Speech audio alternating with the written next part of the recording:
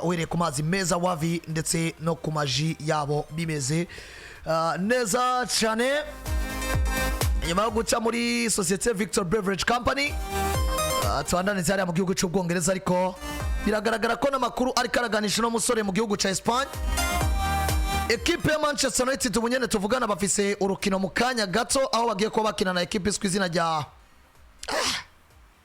Grimsby Town. Igihe cy'isa 3 urukino raba rutanguye. Manchester United bagiye ku kibuga cya ekipe yitwa Grimsby Town, ni kibuga cyitwa Blendall Park, aho nyuma y'inkino zibiri zo muri English Premier League umusaza kwizira rya Kobe Mainoo atigeze akina no munota n'umwe, ariko cette fois-ci ku rukino rwa Capital One Cup cyangwa se Carabao Cup Kobe Mainoo agaragaye muri 11 bagiye gutangura, ariko bigaragara ngo atanguranye na bamwe bakinyi n'ubundi bariko barageragezwa nyuma y'amakuru ava mu gihugu cy'Ubwongereza avuga ko umusore yamaze kwisabira cyangwa se yifuza kuva muri Manchester United mbere yuko igura n'igurisha ryo muri noci rirangira. Iminota ubusa kuri Kobe Mainoo muri English Premier League, match ya Arsenal ndetse na match ya Fulham, ariko gutangura kwe mu kibuga muri kimwe cya 32 giciri cya nyuma muri Capital One Cup cyangwa se muri Carabao Cup ni message ikomeye yerekana ko Kobe Mainoo ari umwe mu bakinyi no musa atakira ingendegwa ko nko byari byitezwe aduga muri ekipe ya Manchester United kuwitwa Erik ten Hag. Mbere ko tuza mu bya transfer we n'ibindi, tuzi Carabao ko migwi ikomeye igaragaramo bamwe mu bakinyi ekipe ifata nka plan B ikeneye ko baduza urwego kugira ngo bifashwe mu nkino zitwa ko zikomeye mayigano akomeye. Iyi ni message ikomeye cyane yerekana ko Kobe Mainoo yoba yaratakaje profile twamubona ko muri Manchester United aduzwa n'umugabo azwi izina rya Erik ten Hag. Kobe ni umukinnyi yabaye mwiza ku myaka mike muri shampiyona igoranye yitwa Premier League, yisanga ari muri ekipe no kwita ngo iri mu minsi y'akajagari, yisanze ari mu minsi batamenya ngo dukeneye iki, ico tudakeneye niki, mu byo dufise nico tugomba guta nico tugomba kugumana n'igiki. Kobe yisanze muri situation itamworohereza kubaho uko abishaka,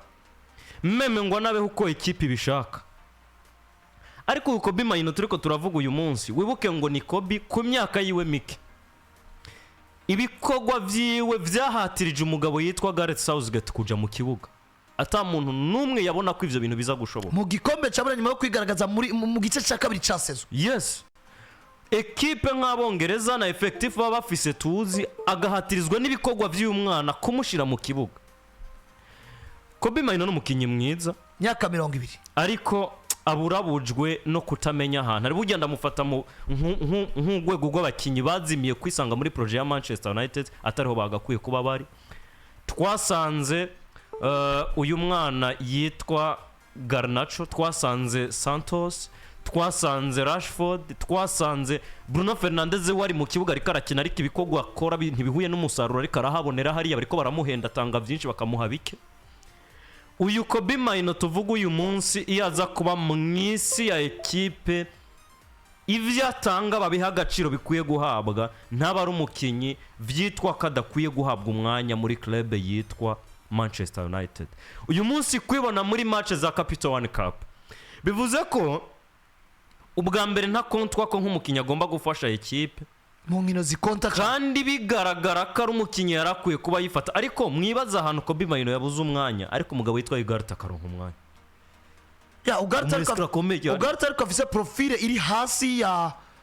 Kobe Mainoo muri Manchester United, ariko kandi bidashira no kuri pressure mumenyereza imwe, kuko wicaritse Ugarte ubundi mwanya ukicarika Kobe Mainoo mwitangazamakuru barakubaza igituma wicaritse Mainoo gusumba uko bokubaza ko wicaritse Ugarte. Yes, ikintu gihari uno munsi kwa Manchester United bibi byose byaba biriko birazunguruka mu no munsi ala tetera umugabo witwa Ruben Amorim mwitangazamakuru ruba kukumvisha abantu yuko impamvu Mainoo atari mu kibuga ngo agwanire umwanya na Bruno Fernandes kuva kuwa kangahe gute nimero 10 na nimero 6 bagwanira umwanya habaye iki? Amweke bose bitwa ba mediateur ugomba kubatondeka ku murongo umwe, mugabo ni mumoza vice poste yo keep. Jewe imyaka no yitamike bivanye n'abari nkurira, ariko no nayita myinshi bivanye nabo nkurira maze ndaba Premier League. Manchester United abana imaze kuduza mbona yaradugije no musore Marcus Rashford, yaradugije Scott McTominay, isubiye kunyereka uyu mwana Kobe Mainoo na Leandro Garnacho. Jise Lingard n'umwemera? Lingard wo kwa Man U ntawe nemera. Lingard ni wo kwa West Ham nk'intizanyo agarutse kwa Manchester bigasoro bikanga. Lingard sindamwemera. Mugabo n'umuzi jewe ufashe ugwego Marcus Rashford yaduganye ndavalida yuko ari we mukinyi jewe bamaze kuduza mbona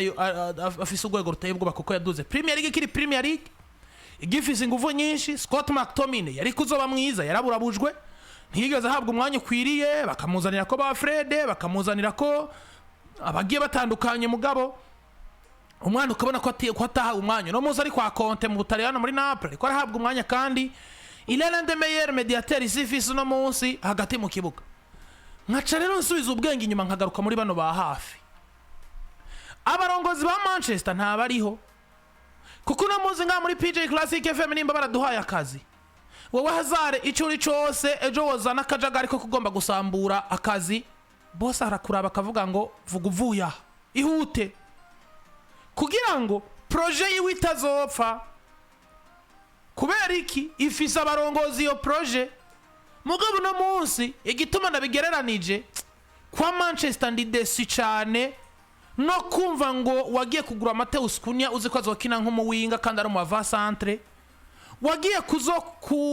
kwica ugwego rw'umwana yitwa Jadon Sancho biranga kumubungabunga, noneho no munsi wisha ugwego rw'umwana mwiza muri equipe mbi ariko atanga ibirenge ivyo club iri kwiramuha bivanye n'imyaka afise yitwa Leandro Garnacho Ferreira. Nshangaruka ndakwagiriza undi mwana yitwa Kobe Mainoo, jewe naravye urukino rwa yari finale ya Carabao, yari finale ya FA Cup batsinda Liverpool. Batsinda Liverpool. Batsinda Liverpool igitsindo ca Mainoo n'igitsindo ca Garnacho. Bari kwatsinda Manchester City. Wa muntu batsinze Liverpool bayirminye muri demi finale baca batsinda City. Finale batsinze Manchester City. Siriya match do kuyinjira. Iriya match do kuyinjira gakwa gukuramo umutima akagasora kaga Portugal gakina kuri kabiri. Kandi jewe naravye ugwego rwa Kobe Mainoo ndavuga ngo niba abantu batubwira yuko Manchester yigeze gutunga ba Paul Scholes, Imana irabongeye Paul Scholes avuye muri academy n'umwana yitwa Kobe Mainoo, hanageze n'ahantu wanashaka Bruno Fernandes amajambo yiwe yivugira ngo uyu mwana natanguye kuvalida kwaza wo mukinya Akomeje, ntangura kuja kuraba entraînement za academy ya Manchester nkavuga ngo uyu mwana arakwiriye kuza muri equipe nkuru. Una munsi rero haje gitangaza cyo mumenyereza yitwa Ruben Amorim agifise ivyizigiro muri Casemiro.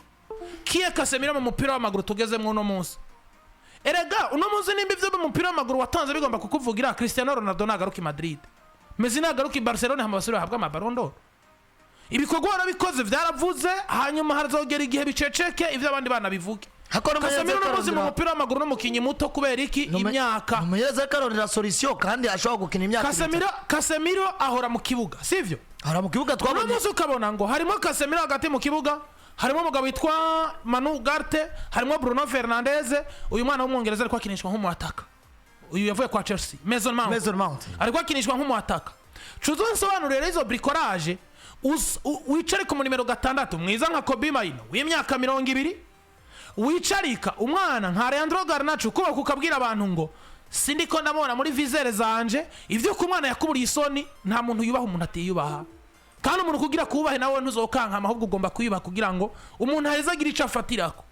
No munsi rero je ndaraba Manchester United nkiyumvira ngo abarongozi muhagaze ku ijambo rivuga gute ribemerera gufata umugabo yitwa Ruben Amorim atandukanije equipe n'abana yareze, kandi abana batanga ivyizigiro vya kazoza namwe mukamugarda nko mumenyereza mukuru murashingira kuki nk'abarongozi. Ubwo bwana Abdul wowe ko umwana ariko arafata agatwagwa n'agashavu, reka tubivuga uko bano basore nabo nyene ndemeza ko gestion yabo igoye bivanye n'uburyo bariko barakurira muri championnat cyangwa se mu migwi ituma itangazamakuru bavuga cyane gusumba uko vyategerezwa kuba. Ubwo vy'ukuri Kobe Mainoo ntakwiye gushira ibirenge hasi akagwanira umwanya muri Manchester United canke yararonse umwanya utuma uno munsi umugabo yitwa Ruben Amorim amwicaritse isi y'umupira w'amaguru yohaguruka bivanye wanashima n'ico Ruben Amorim yoba yifuza gushikana ko Manchester canke ico Manchester yoba yifuza kuba yogera ko nshece kugaruka ku bihe byabo byiza. Hazard Kobe Mainoo n'umukinyi muto ariko nawe azi ico yotanga muri Manchester rusha abandi bose bahari. wari kuravuga umugabo yitwa Casemiro ariko muri modern football Casemiro ni iki muri uyu mupira w'uyu munsi ishagira bagwa umupira ni iki Hazard nari umugabo ntiyigera ihabwa intebe mu bagabo uyu mugabo muri Amerika y'Epfo bakoresha ngo ni Ugarte ni umwe mu escrow wa mbere muri Premier League arimwe muri aya ma equipe nuvuga ko ari muri top 10 wanashaka ako na watu umwanya wo gutangura tawafise kandi we tutumvikira inshuro yakinye erega mu kinya zoba mwiza mu minota 20 arakwereka ico yokora we are talking about ukuntu dutanguye champion no munsi yego dutanguye champion tubona Casemiro Bruno Fernandes imbere yabo Brian Mbeumo Mason Mount nuno mugabo azkwizina rya Mateus Cunha mugabo urumva ko Mediane mwico gihita bikwiye Manu Ugarte kenshi abahari ariko dufashe zingino zibiri erega bariko barakira muri 3 muri defense 3 4-4-2-1 batatu swat hari na hari karakina Oreniyoro 3-5-2 ukabona nta nuko biriko birahura mugabo dufata abo turiko turabona hagati mu kibuga tuko turabona Casemiro na Bruno Fernandes babangabanganye kuvuga ngo Bruno Fernandes akina nk'umuhiti cyangwa akina nk'umusisi muri double casser we na Casemiro bakikuje Sosthene na Patrick Dorgu ndetse n'uwitwa Diogo Dalo imbere yaho tugaca tubona abantu basore bagera kuri batatu ariko bigaragara ko menga Mason Mount n'uwitwa Brian Mbeumo menga bari inyuma gato ya Mateus Cunha curaba rero ikintu abakoze kuza gufata ikibanza cyari kuja mu mwana nka Kobe Mainoo ukakigarukanamwo Bruno Fernandes nemera ko niyo karite yo gufasha abandi kuzibiratana yifise gusumvya Kobe Mainoo ugaca usiga ikinogo imbere yabo cya kindi kiza gutuma Mason Mount agaruka cyane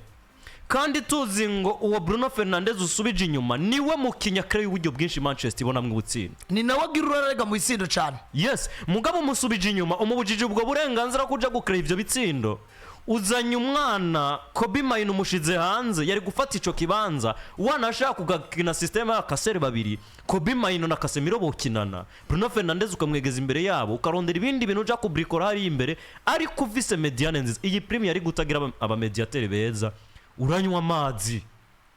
akakuniga ariko uyu mugabo yitwa Ruben Amorim mbona ingorane afise ari imwe niyo kugomba kwiyemera cyane ariko nta hagaciro championnat rimwe nimba umwana nka Kobe Mainoo aza kemeza isi yose ko ari umwana agomba kwambara jezi iremereye ya ekipe yitwa Manchester United twese dutinya tukuba ahubwira ngo ku myaka mike yiwanje mbwirizwa kukwemeza ko bikwiye ko ndayambara nkaja mu kibuga ndayikuye nkambara jezi ya Three Lions nkatangura mu kibuga nanoneho hirya y'ejo buca bongereza baja mu gikombe c'isi ni umwana uri kurabuza n'amahirwe yo kuzokwironkera uwo mwanya wo kuja mu gikombe c'isi kandi hari amahirwe yavuga ngo yari gukina muri ekipe ya Manchester hanyuma akabona ayo mahirwe yo kuzojana n'abandi mu nkino z'igikombe c'isi ariko uyu munsi uramukashije abuza umwanya kandi ntabuza umwanya kubera ko atabishoboye ahubwo ni Ruben Amorim yabonye iyo yarari muri Portugal yarabikoze birakunda afatwa nk'umwami aca yibaza ngo muri Premier League azuza kugira izo bricolage ziwe ngo zikunda uyu ni umwe mu bamenyereza bandanije ari muri ibi uko kwezi kw'icenda nikohera uko 10 ngo kumusiga kiri umumenyereza wa Manchester vyo bigoye ukwihangana sinzi ahantu baba bagukuye aba bagabo ariko wumve ngo Kobe Mainoo numukinyi ubwiwe yahatiye izina nka Manchester kumushira mu kibuga kubw'ibikogwa vyiwe ku myaka mike ivyo rabwirizwa kuvyubahirwa akabihabwa mu mwanya wo gukina ku rugero go kubona ngo aratanze ivyo yarakwiye gutanga muri ekipe hanyuma akaja mu kibuga bigafasha na ekipe kubona result positive ya ndemeza ko bwana Abdul ko ivyo witwa Ruben Amorim dufata karonko vyo yavuze babo ko amaza kurika yo witwa Kobe Mainoo bigaragara ko ivyo yasiguye mu biharura tabiri nta birimwo ati nifuza ko umugabo azi ku izina rya Kobe Mainoo agwanira umwanya na Bruno Fernandes ati naretse uwitwa Mason Mount akinira imbere yabo kuko twara twifuza ko tworonka ibitsindo byinshi ati bisigura ko witwa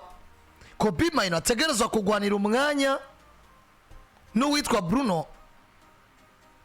ati nuko bitegerezwa kuba i Manchester United atategerezwa kuba yokina na Bruno Fernandes atariko kugeza muri kano kanya muri entraînement bigaragara ko bagomba guhatanira uwo mwanya wakabari wo ugwana na Bruno pana Bruno agwanira umwanya na Kobe Mainoo akaba ari wagwanira umwanya na dufasha karorero ibi bintu ndabibona vyugariye kugutitirariza umugabo yitwa Mason Mount kuko nivyo bituma witwa Bruno Fernandes agaruka inyuma. Mason Mount atatangwe mu kibuga ikibanza cha Kobe Mainoo kirari kuko birakunda ko Mainoo akinana na Casemiro muri role ya double Casemiro bafise karite zibiri zidasa. Umwana agumana umupira ku kirenge kandi utanga neza aracenga mu gihe Casemiro ni umufure récupérateur ni Nyundo arawukwaka kutanga n'umugora ashaka gwe passe mbi uko yiguhaye ntibimuraba wakira kubona gusa ko yakuye mu birenge vya adversaire. Casemiro mujene ni uyu mukasere wa Chelsea. Yeah. Uyu mukasere mufiso no munsi. Caicedo. Ni Caicedo jaho bigeze no munsi bantumye mukasere umwe kwisi niwe. Mugabo wa mukazere atazogufasha ikintu na kimwe no kureka ipera baron guhitana ishoka kajembo bahuye. Ariko Kobe Mainoo karite ya Ngolo Kante nubwo Ngolo Kante wabona gashaputse kabangutse cyane mugabo umwana mukureka ipera baron ni mwiza mu construiza baron ni mwiza kukina ni mwiza. Ibi rero tuse tugaruka kakantu nyene yavuze kumbure tukadugire ko ce twinjira nko mu minota 2 cyangwa 3 turabe probability zo kubona muri equipe nka Real Madrid ko bigaragara ngo nimwe muri equipe zanye nguvu yamaze kwerekana ko nayo iri muzimukeneye cyane ko bigaragara ko ivyo yavuze ko akinisha Mount bigatuma garukana Bruno Fernandes inyuma ibakabigira kugira ngo aronke ibitsindo mugabo bikabigaragara ngo muri match zibiri za English Premier League akinye yasinze igitsindo kimwe mu minota 180 na cyo mu defenseur equipe ya Fulham yitsinze. Sinumva ingene wosigurira isi y'umupira w'amaguru ngo usubije inyuma Bruno Fernandes kugira ngo ushire imbere Mason Mount ngo ukre uburyo bwinshi bwo gutsinda. Meme no Mason Mount tuvuga ubwiza bwiwe duheruka muri equipe ya Chelsea. Yari umukinya gufasha gutsinda ariko atagufasha kure mu buryo bwinshi. Ariko Bruno Fernandes yo gutsindira yo nagufasha kure mu bwo buryo. None umusubije inyuma nguzanye Mason Mount na bwa buryo Bruno Fernandes yari karagerageza kuzana direct murabukashije ubusubije inyuma. Ekipe yawe isubije inyuma mu gwego go kugerageza gutsinda ibitsindo byinshi. Ubivuze neza ati mu minota 180 ni igitsindo kimwe naca tamunya wa Manchester United yagitsinda. Ekipe yitsinze bikanze ko ari cayoro ariko basanganiye ekipe ya Fulham yitsinze. Ekipe ya Fulham yitsinze bivuze ngo ekipe yose zija gukina na ekipe ya Manchester muri zinkino zibiri amaze gukina igenda ibizi neza ngo Manchester United nta draw bafise obi. Birababaje kubona ekipe nka Manchester imaze ibihe bingana ku muri bibazo wanashaka ikico sinshobora kuca ndakigereka direct makuru Ruben Amorim. Wibuke ngo hari season ibaza ko yari yabanjirije dusozereye Manchester United yisanze season yose yaratsinzwe ibitsindo birenga 57 nayo ntiyatsinda ibitsindo basi n'imiburi buri ngo heze sezigamye na 2 canke kimwe yisanga ari 57 dusanga ni kibazo gikomeye kuri Manchester muri rusanga ari ikibazo jewe ntagomba guca ndakigereka kuri Ruben Amorim direct ariko Manchester ubwayo izina Manchester inzu ya Manchester yubatse gute ku buryo bwuko umumenyereza nka Ruben Amorim azana politike ziwe zose avanye muri Portugal akumva ko arizo equipe igomba kugira ko mu buryo bw'igihe kirekire. Nimba yumva ko agomba kubaka equipe ishingiye ku vyiyumviro vyiwe bidashingiye na gato ku bwiza bw'abakinya hasanze biraza gusaba Manchester gusambura buri kintu cyose yubatse nubwo nawe bigaragara ko na projet y'igihe kirekire ifise uyu munsi n'ivyari bihari bisambure yubakire ku vyo Ruben Amorim yipfuza navyo atamuntu yizeye 100% ko bizokunda kuko nivyo amaze kuba yubaka muri match zibiri buri muntu wese arabiraba agasanga ni wa musegetero ugizwe n'intoboro zirenga igihumbi. Ni Manchester kiratsindwa ariko itari kiratsinda nayo mashance uvuga ngo nivyirakina hari cizere tubona ko iranabihusha basi niyaza akagorora ku kirenge canaka ni canaka bazokadra vyinjira. Uyu munsi siyo Manchester tubona eske muri match zibiri ko tubona yandi maklub aja mu kibuga agatsindwa bitatu ariko yo yagerageje agahusha bitanu canke bibiri. Iyo Manchester niyo tubona mu kibuga. Tubona Manchester irakina ni Diego Dalot karakina ni Patrick Dorgar karakina biragaragara ko ababo barahererekanya hagati yabo ariko hahandi uja gukonkretiza ubwo buryo wagerageje gukreba ugasanga n'ubwo buryo wa Crane hafi ya ntabwo. Bivuze ngo rero Kobe Mainoo yisanze muri equipe ubwayo ijagaraye kuko iyaza kuduga iyaza kuba umwana ari muri generation imwe na ba Rashford bakadugira rimwe. Hari aho tuba tuvuga ngo Kobe Mainoo dukwiye kumugereranya na banaka nkuko tuvuga ngo Rashford ataburabujwe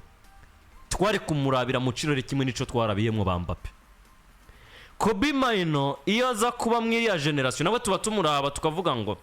hari abandi bakinyi bari muri iyi myaka dukwiye kuba tumurabira mu cirore kimwe nawe ariko kubera ko bitabaye mwiza tuje kwa Liverpool yitwa Curtis Jones